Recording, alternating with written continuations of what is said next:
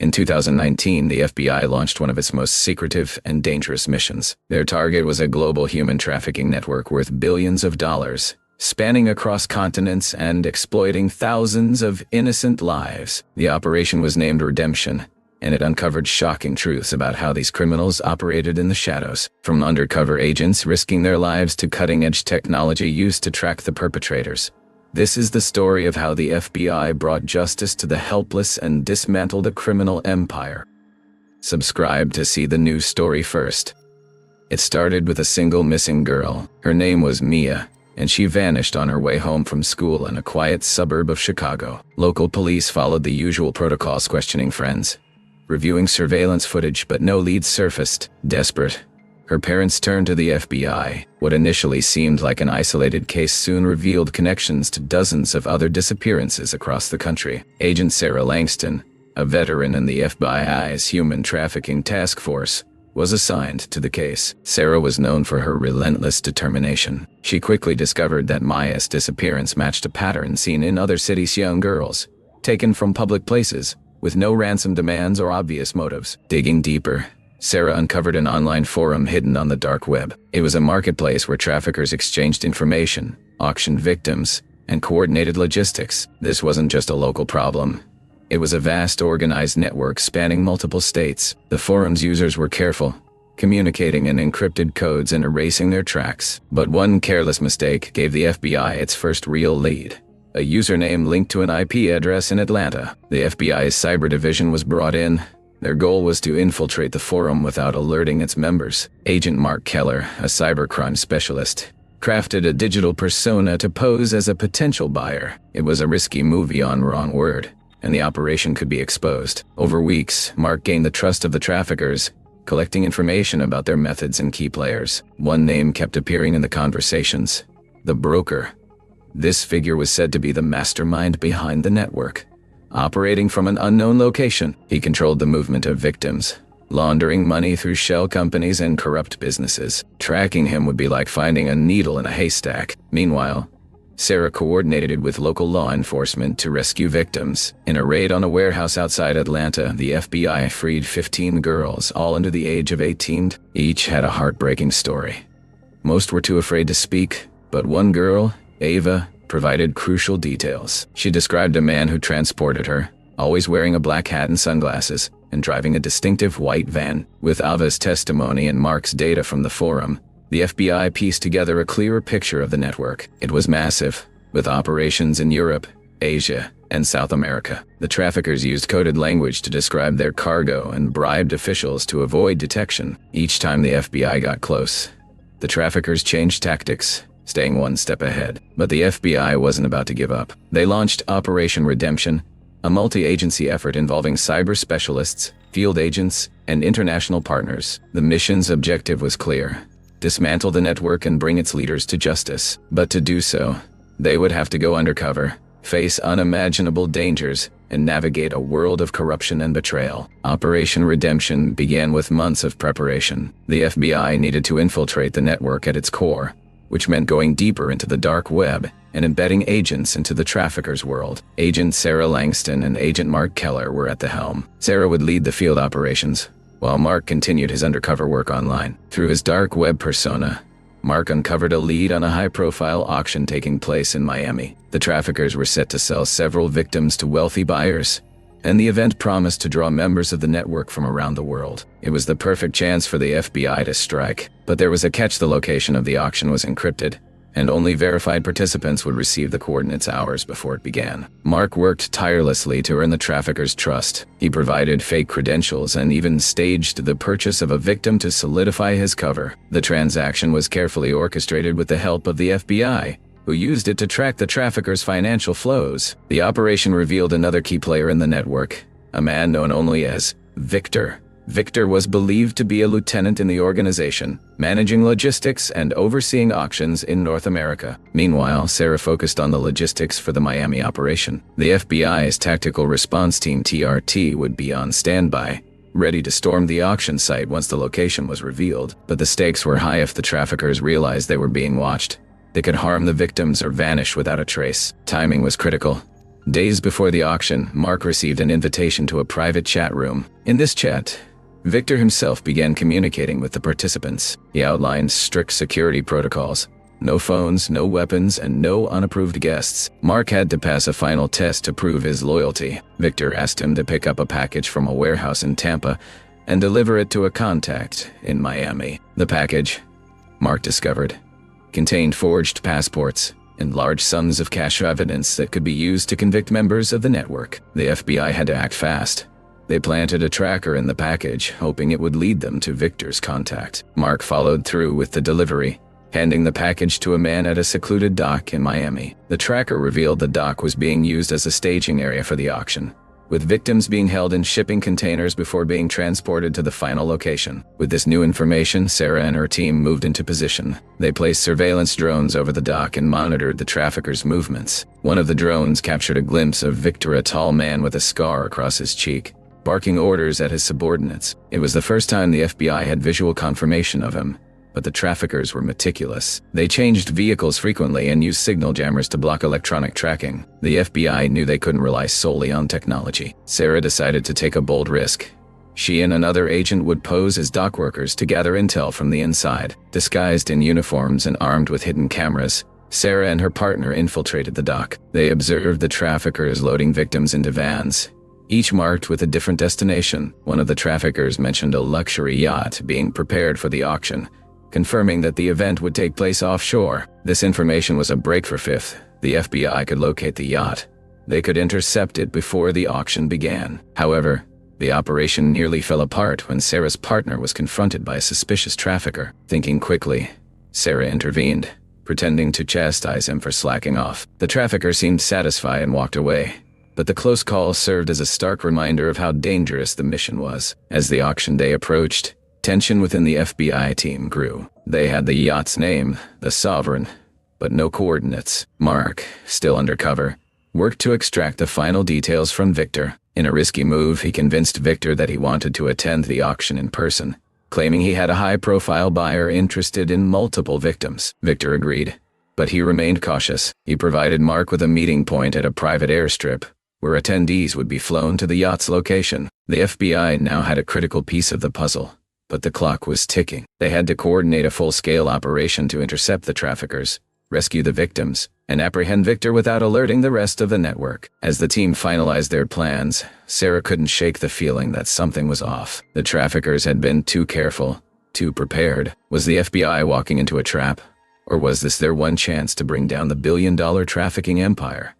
The airstrip in the Florida Everglades was remote, surrounded by dense swamps and accessible only by a single dirt road. It was the perfect spot for an operation cloaked in secrecy. Mark arrived at the meeting point dressed in his role as a hardened buyer. His cover was airtight, but he couldn't shake the unease creeping over him. The traffickers had raised the stakes, and any misstep could cost lives. At the airstrip, a small group of traffickers inspected everyone who arrived. They checked IDs, luggage, and even used dogs to sniff for hidden recording devices. Mark carried only a duffel bag filled with fake cash, carefully prepared by the FBI. It was enough to pass the inspection. However, he noticed something troubling. One of the traffickers, a burly man with a thick accent, had a tablet displaying live surveillance footage of the dock they had just left. Mark realized the traffickers had discovered the drones. While they hadn't connected the dots to the FBI yet, their heightened vigilance made it clear the operation was on a razor's edge. Mark sent a discreet signal through his phone, a quick, coded text to Sarah that read, "Compromised, proceed with caution." Sarah and the tactical response team were already en route to the airstrip, monitoring Mark's location in real time. When she received his message, she knew they had to adjust their strategy. The plan had been to let Mark board the plane with the traffickers and track him to the yacht, but now it was too risky. If the traffickers suspected him, they might kill him on the spot. Instead, Sarah decided to move up the timeline. She ordered her team to surround the airstrip and prepare for an immediate takedown. But there was one major problem. The traffickers had heavily armed guards patrolling the perimeter. A direct assault could lead to a shootout, putting Mark and the victims in grave danger. Meanwhile, Mark tried to maintain his cover. He chatted casually with the other buyers, a mix of shady businessmen and underworld figures. Among them was a woman named Elena, who seemed to have Victor's trust. She carried herself with authority, and whispered instructions to the guards. Mark suspected she was more than just a buyer. She was likely a high-ranking member of the network. As the traffickers herded the group toward a private jet, Mark spotted a group of victims being loaded into a cargo van nearby. They were young, scared, and restrained with zip ties. One of them, a teenage girl, locked eyes with Mark. Her silent plea for help was a stark reminder of why he was there. The van was set to leave the airstrip before the plane took off. Mark knew this was his chance to act. Using his position near Elena, he struck up a conversation and subtly maneuvered her toward the van. He had a plan to delay her and the guards long enough for the FBI to intervene. At the same time, Sarah's team positioned themselves around the airstrip. They used night vision goggles to navigate the dark swamp and thermal imaging to identify the guards' positions. Sarah communicated with Mark through a concealed earpiece, guiding him as he set his plan into motion. Mark pretended to notice something unusual about the van: a flat tire. He pointed it out to Elena, who barked orders at the guards to check it. While they were distracted, Mark slipped away and placed a tracker under the van's chassis. It was a small victory, but it bought the FBI precious time. Then, chaos erupted. One of the guards spotted movement in the bushes and fired a warning shot into the air. The sound echoed across the airstrip, sending the traffickers into a frenzy. Sarah had no choice but to initiate the raid. The FBI's tactical response team stormed the airstrip, their movements swift and calculated. Flashbangs erupted, disorienting the guards and buyers. Mark dove for cover, shielding himself from the chaos. He could hear Sarah's voice over the comms, coordinating the assault. The traffickers fought back, their weapons lighting up the night. But the FBI was better prepared. Within minutes, they secured the airstrip, rescuing the victims from the van and detaining several buyers. Mark emerged from his hiding spot, relieved to see Sarah and her team. However, Victor and Elena were nowhere to be found. The private jet had taken off moments before the raid, carrying them and several other high-ranking traffickers. It was a frustrating setback, but the FBI had achieved a partial victory. They had saved dozens of victims and dismantled a key operation within the network. Back at headquarters, Sarah and Mark reviewed the evidence collected during the raid. The tracker on the van revealed a route leading to a safe house in the Caribbean, where the traffickers were likely regrouping. Financial records from the buyers' phones provided more leads, including offshore accounts tied to the network. But the case was far from over.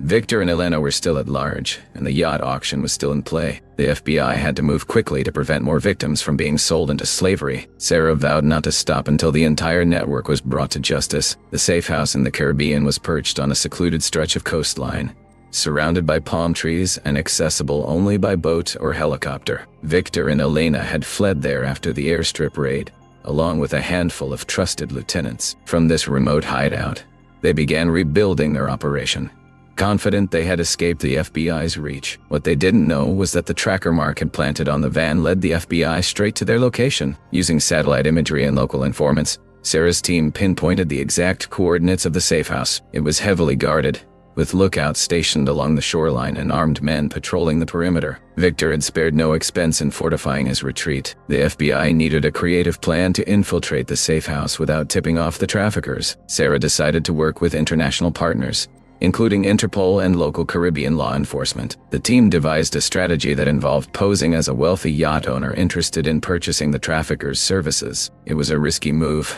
but it was their best chance to get inside. Mark, who had proven himself under pressure, was once again chosen to go undercover. This time, he adopted the persona of a corrupt shipping magnate looking for discreet labor to staff his fleet of luxury yachts. His cover story was carefully crafted, complete with fake business cards, a fabricated portfolio, and a rented yacht to sell the illusion. The plan began with Mark sailing to the traffickers' dock under the guise of a casual visit. Sarah and her team followed at a safe distance in a disguised fishing boat, ready to provide backup if needed. As Mark approached the dock, he was greeted by two armed guards who demanded to know his business. Mark handed over his credentials and explained his interest in their services. The guards radioed Elena, who arrived a few minutes later. Dressed in expensive designer clothes and exuding confidence, she inspected Mark with suspicion. "We don't deal with strangers," she said coldly. "How did you find us?" Mark didn't flinch. He replied, "Word travels fast in the right circles. I hear you're the best at what you do, and I'm willing to pay top dollar for your discretion." Elena studied him for a moment, then motioned for him to follow her. Mark stepped off the yacht and onto the dock, his every move watched by the guards. He was led to a villa at the center of the compound, where Victor was waiting. The man was just as imposing in person as his reputation suggested, charismatic yet ruthless, with an air of authority that demanded obedience. Victor wasted no time. "You're either brave or stupid to show up uninvited," he said. "What exactly do you want from us?" Mark explained his fabricated story, emphasizing his need for skilled and untraceable labor. He played his role flawlessly, blending arrogance with just enough humility to seem believable. Victor listened intently but remained skeptical. "We'll consider your proposal," he said. "But first, you'll need to prove you're not a liability." Mark was taken aback. "And how do I do that?" Victor smirked. "By joining us for our next auction." Mark knew this was a turning point. If he refused, his cover would be blown, and he'd likely never leave the compound alive. But if he agreed, he'd have a front row seat to the network's most secretive operation and a chance to gather critical evidence. He nodded and said, "When and where?" Victor didn't answer directly. Instead, he handed Mark a sealed envelope. "Open this when you're out of sight," he said. "It contains the details. If you're not there on time, consider our deal off." Mark returned to his yacht, his heart racing. As soon as he was out of sight, he opened the envelope. Inside was an invitation to a private island, along with coordinates and a date for the auction. The event was set to take place in 3 days, giving the FBI just enough time to prepare. Back on the fishing boat, Mark debriefed Sarah and the team. The auction was their best chance to catch Victor and Elena in the act.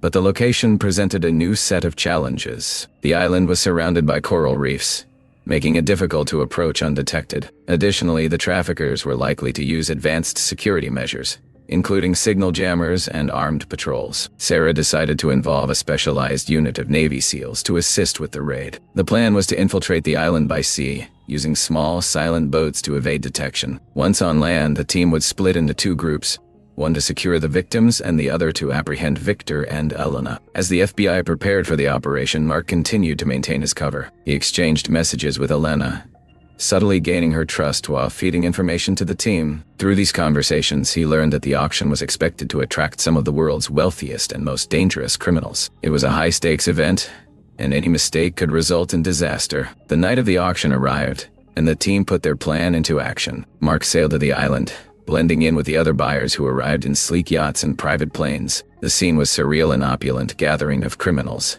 all dressed in luxury attire, mingling as if they were at a legitimate business conference. Mark felt a pang of disgust but pushed it aside. He was here to do a job, and he couldn't afford to let his emotions show. As the auction began, he activated a hidden transmitter in his watch, signaling Sarah and the SEALs that it was time to move. The operation was about to reach its climax. The auction took place in a grand open-air pavilion on the private island. The traffickers had spared no expense to create an atmosphere of luxury and exclusivity. Crystal chandeliers hung from the ceiling, soft music played in the background, and waiters in crisp uniforms served champagne to the attendees. Beneath the surface, however, the event was anything but glamorous. Mark stood among the bidders, wearing a tailored suit to match his cover as a wealthy businessman. His hidden transmitter sent a steady signal to Sarah and the SEALs, who were positioning themselves around the island. Every second felt like an eternity as he waited for them to make their move. Victor and Elena appeared on a raised platform at the front of the pavilion. Victor addressed the crowd, his voice smooth and commanding. "Welcome, esteemed guests," he said. "Tonight, we offer you the finest selections from around the world. Discretion and satisfaction are guaranteed."